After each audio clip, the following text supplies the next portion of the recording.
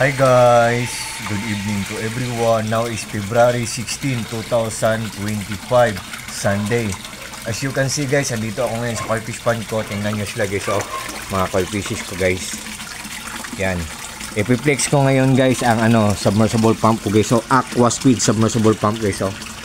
Tingnan nyo lang guys, oh.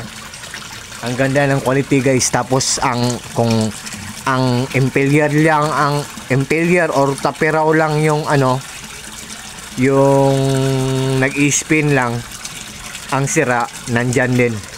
Tingnan nyo ang submersible pump ko guys. Matipid lang sa kuryente pero good ang quality, tapos mura lang, affordable lang at hindi kamahalan.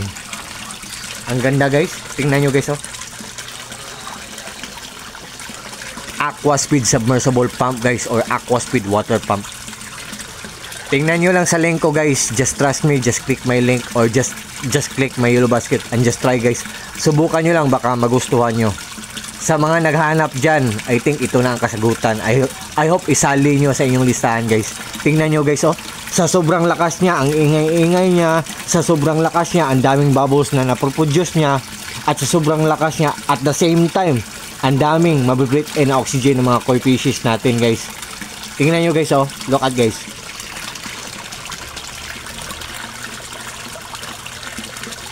Yan guys, oh. Yan.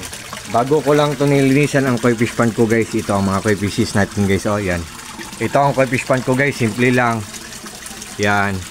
Hindi ko pinalagyan ng by the way guys, ito ang filtration system ko. Pinaglass ko para magandang tingnan, pero medyo maganda din ang presyo nito. Joke. Yan. Oh. At meron pang bantay, oh, si Super Mario, brother. Bantayan mo mga isda natin ha, mga koi fishes natin. Yan. At saka kanina guys, sinabi ko na hindi namin pinalagyan ng bubong to or roof. Kasi fins lang welding namin na metal para walang mga strangers na makapasok.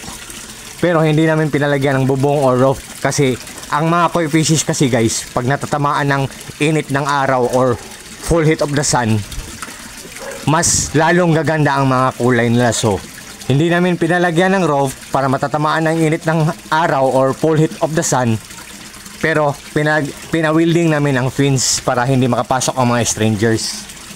Yan, metal na fins pinawilding namin. Yan. Yan. Yan siya guys, oh. Yan. Yan, meron pang mga tanim guys, oh, mga indoor garden, mga indoor plant namin, oh. Yan. Ang ganda-ganda pa guys. Yan guys. Kayo din guys, kung gusto nyo guys, maglagay din kayo ng mga plants guys. Ako honestly, kahit lalaki ako, gusto ko ang garden namin sa outdoor garden namin, gusto ko maganda. Tapos yung indoor garden namin, gusto ko maganda din. Yan. Tingnan nyo ang guys, oh. So yan. Tingnan nyo lang sa guys, ang aqua speed water pump or aqua speed submersible pump. Nandyan sa link ko guys, or nandyan sa yellow basket ko guys. Ito ang guys, oh. Ito ang koi fish pond ko guys. At saka ito ang ito siya guys, oh. Aqua speed submersible pump. Yan. Ito ang power station ko, on the other term or on the other word, tinatawag din to na portable solar generator. 9,000 pesos plus ang bili namin ito, pero hindi ko isasabi ang brand nito. Pag nagla-live ako, siya ang body ko, wala akong problema pag nalubat ako kasi may generator ako na portable. Ito ang submersible pump natin guys. Wait guys, ha. Aqua speed submersible pump or aqua speed water pump. Pasensya na kayo sa nag-iingay, kaya water pressure tank namin yan. Pero pag mainit ang panahon guys, ang water pressure tank namin, solar lang nagpapaandar. Lahat ng mga appliances namin dito sa bahay, solar lang nagpapaandar. Ito ang mga kagamitan ko guys, oh. All in all, mga I think 20,000 pesos na to lahat. Pero Nasira na. Sira. Nasira.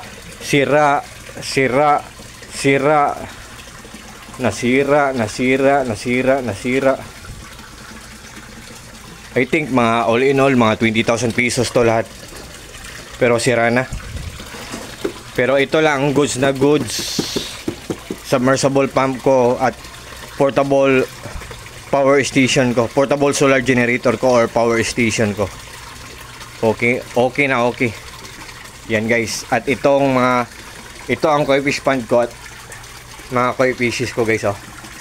Yan. Ang filtration system ko, pinaglass ko para magandang tingnan, pero medyo maganda din ang presyo nito sa pagpapagawa. Yan. Oh, tingnan nyo guys, oh.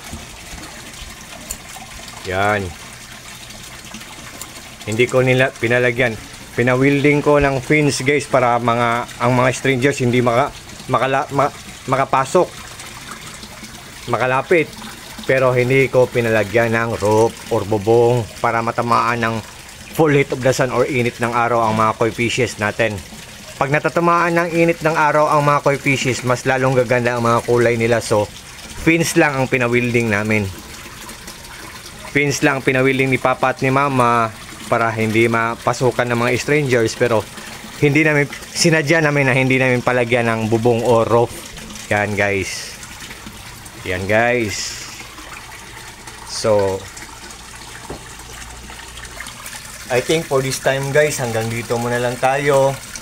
At sa lahat ng mga friends ko dyan, sa mga followers ko dyan, sa mga supporters ko, lalo na sa mga kako-groups ko, Koi Lovers Philippines, sa lahat ng mga taong walang sawang nagwa-watch ng mga short videos na pinapost ko, sa lahat ng mga taong walang sawang nagjo-join sa live ko, at especially na sa mga taong palagi na lang nag-o-order sa mga products sa Eurobasket ko, sa links ko. Kahit taga Luzon sila, ako honestly taga Mindanao ako, Bisaya ako, pero ang taga Luzon nag-order sa akin, tapos nag-comment pa na ang ganda ng quality, tapos mura lang, affordable lang at hindi ka mahalan. So sa inyong lahat guys, maraming salamat sa inyong mga trust, lalo na sa mga taong nag-trust sa akin. Maraming salamat, thank you so much talaga. Take care po tayong lahat, ingat po tayong lahat, at God bless po sa ating lahat, or God bless us all. And that's all guys. Bye bye guys, good evening, bye bye TikTok, good evening.